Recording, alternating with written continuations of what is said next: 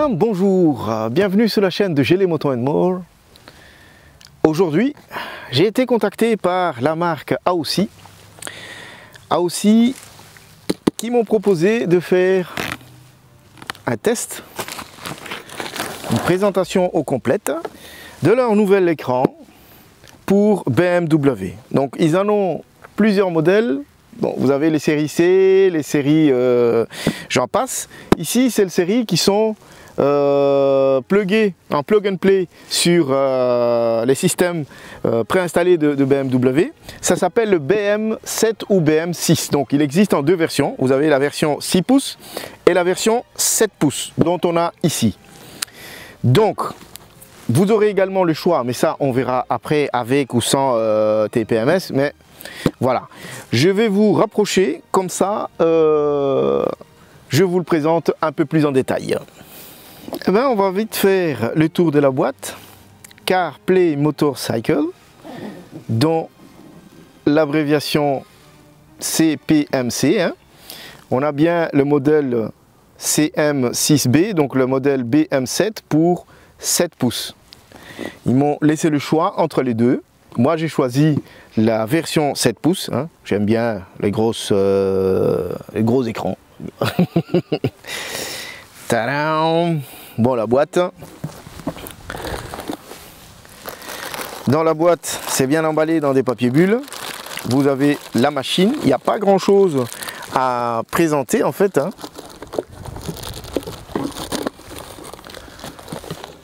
Parce que voilà, c'est un système plug and play qui est fait pour BMW. Donc on a la machine qui est ici. Vous avez le pin pour se connecter directement sur la machine. Comme vous avez remarqué, il y a une casquette. Très important, même si, comme on va voir maintenant, c'est pas tout à fait nécessaire, mais ça a le mérite d'exister. Le poids, 445, affiché à 446 grammes. J'ai le pesé 445 grammes sur ma balance. Vous avez également ici, hop, je vais le mettre un peu comme ça, le mode d'emploi, hein, qui reprend à peu près tout ce qu'il y a. Vous avez ici les listes des machines compatibles, également les systèmes deux embouts de valve, chapeau de valve pardon, avec les systèmes TPMS, FW et RW. Donc FW for forward, c'est le devant, et ici c'est le rear, l'arrière. Et vous avez un petit tournevis qui va avec, dont je ne sais pas trop à quoi il sert, mais ça a le mérite d'exister, il est là. Donc pour parfaire notre installation, on va déjà enlever celui-ci. Mais si vous avez juste les caches qui est dessus, faut juste tirer ça et appuyer ici. Parce qu'en fait, ça va libérer la petite cloche, les deux embouts qui est là. Ça va les libérer, comme ça vous savez appuyer et enlever la petite protection. Bon, voyons voir cette fameuse installation. C'est simple, hein.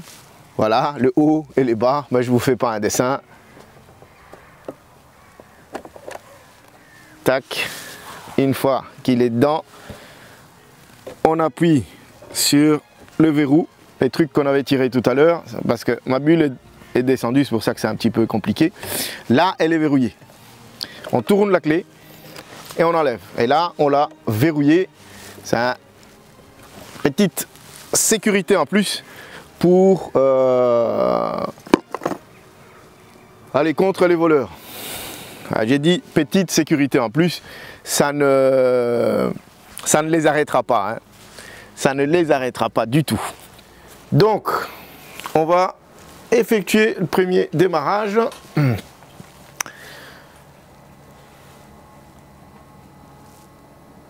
Et vous allez voir qu'il démarre quasiment au même moment que l'écran de BMW. J'attirerai votre attention sur ici, c'est celle-là. Ici, vous avez TFT et NAV. NAV, c'est celle-là en fait. Hein. Donc lui, il s'est mis dessus. Donc ça veut dire que cet appareil-là est bel et bien compatible avec notre système de roue. C'est ce qu'on va voir juste après. Voilà ce que ça donne. On va alors commencer par le paramètre. On va tout de suite aller voir dans Language et on va mettre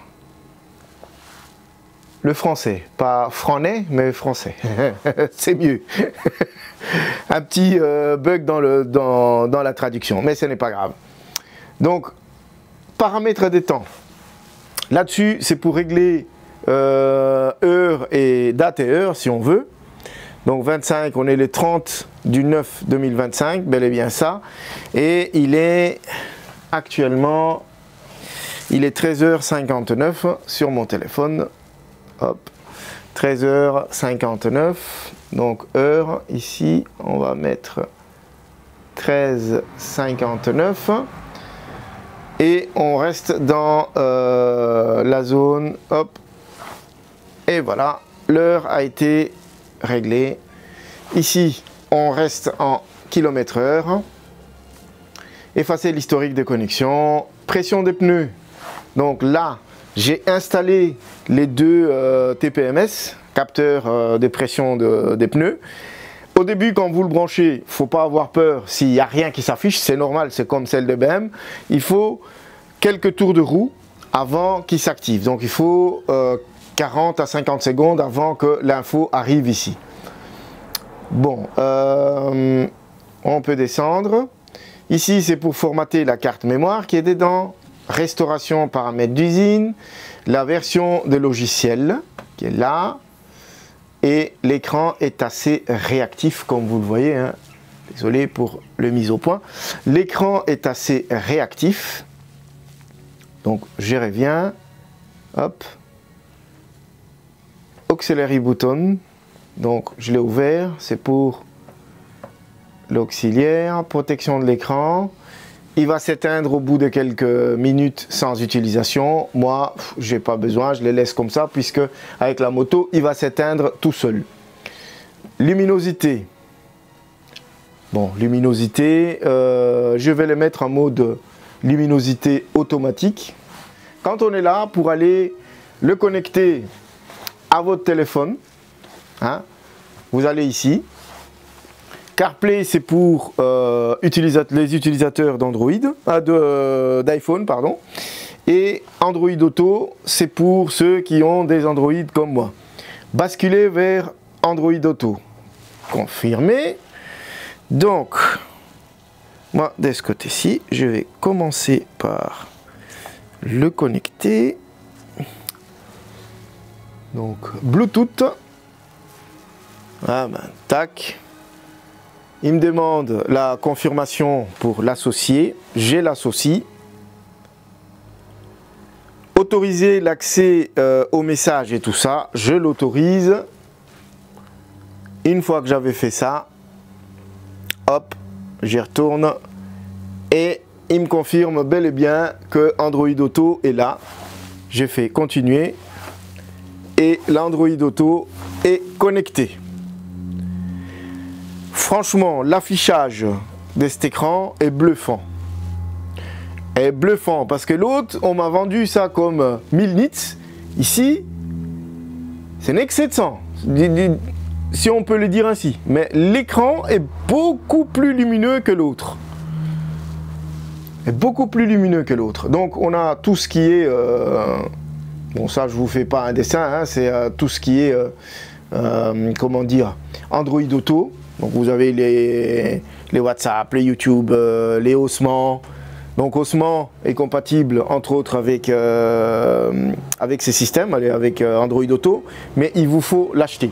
Donc, moi, j'utilise beaucoup Osman quand j'ai fait des sorties tout chemin, mais il vous faut l'acheter pour pouvoir l'utiliser, CarPlay ou Android Auto. Voilà, donc ici en dessous, on a les Waze. Parfait. Alors voyons comment on passe de l'écran TFT à l'écran nav qui est ci-dessus. Donc l'écran, appuyez sur ça, donc vous voyez le signe qui est là, qui est également reprise ici. Donc on appuie longuement là-dessus et il passe au nav. Et une fois que vous êtes en nav, donc vous avez la roulette pour naviguer en fait dans le menu de l'appareil.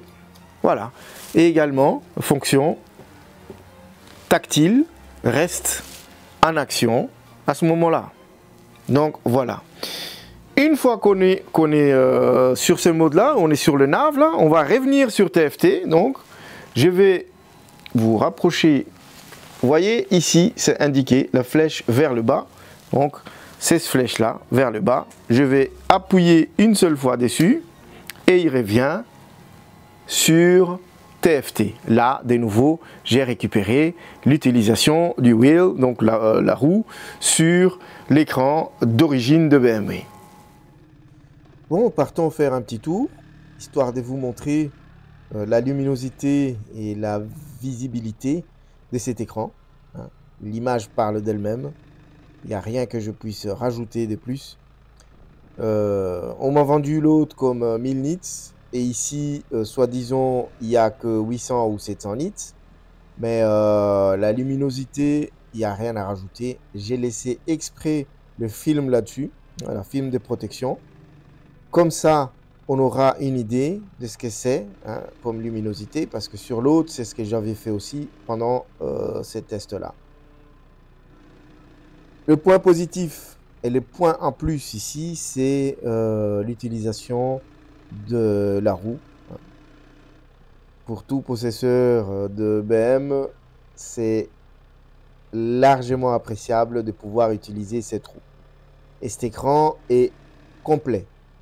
Plus complet que Shiggy, pour ne pas citer la marque. Il est autant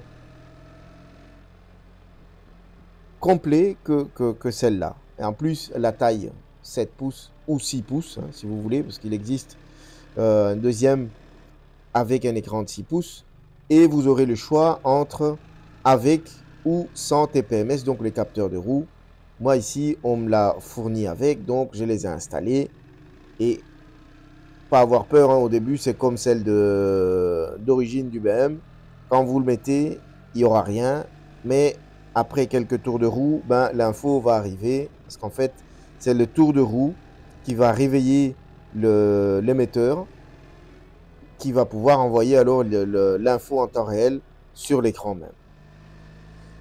L'écran principal est déjà assez fourni. Hein. Vous avez pratiquement tous les infos là-dessus. Compteur, le gyroscope au milieu, le capteur TPMS, le signal GPS et la connexion de votre téléphone, donc l'état de la connexion. Mais quand en appuyant là-dessus, vous allez encore avoir un tableau de bord beaucoup plus fourni parce que là, il va prendre toutes les informations de la machine en fait, indicateur de vitesse engagée, le tour moteur qui est juste au-dessus, le tour moteur représenté aussi avec la barre poussante, le kilomètre-heure, l'autonomie qui est en dessous, le 250 que vous voyez, 83 degrés, pardon, c'est la température moteur, et là, il va aller chercher les informations de l'inclinaison de la moto. Donc c'est le gyroscope qui se trouve dans le GS même, hein, qui est dans le système, qu'il va aller chercher les infos. Donc comme vous le voyez, ça aussi, ça varie. La température, le jour du tournage, était de 19 degrés. Et puis le pression des pneus, la tension de la batterie. Donc cette partie-là, c'est la partie les plus fournie, les plus complets qu'il y a. Et ne vous fiez pas sur le reflet que vous voyez là-dessus. Parce qu'encore une fois, comme j'avais dit sur les tests de l'autre écran, eh ben, les reflets que vous voyez sur la caméra n'est pas du tout, mais du tout d'actualité à l'œil nu. On ne voit rien, tout est normal. Observez bien ce point-là, qui s'allume et qui s'éteint. En fait, ça, c'est le frein. Quand j'appuie sur le frein avant, ben celle-là s'allume et le frein arrière, côté droite, s'allume. Là, j'avais mis le Hill Start. Automatiquement, c'est le frein arrière en fait qui sert, mais donc c'est normal que ça s'allume. Et quand je désactive le Hill Start, ben, il s'éteint. C'est pour vous dire jusqu'où ils vont aller chercher les informations dans les systèmes. Cet écran, comme je vous dis, elle est complète. En tout cas, si vous cherchez un écran d'une qualité supérieure, mais sans vraiment dépenser autant de sous, je vous conseille celle-là. Je vous mets un lien en dessous. Je vous mets également mon code qui vous donne 22% de remise sur tous vos achats, hein, surtout pour celui-là. Donc tous vos achats, vous pouvez utiliser mon code promo si vous voulez. Moi, j'ai touché rien, je touche pas de commission là-dessus, mais je peux garder l'appareil si elle me plaît et c'est ce que je vais faire. Je vais le garder parce que là, franchement, c'est ce que j'ai cherché, c'est ce qui manquait. Je peux pas dire autre chose. Sur ce, ride safe.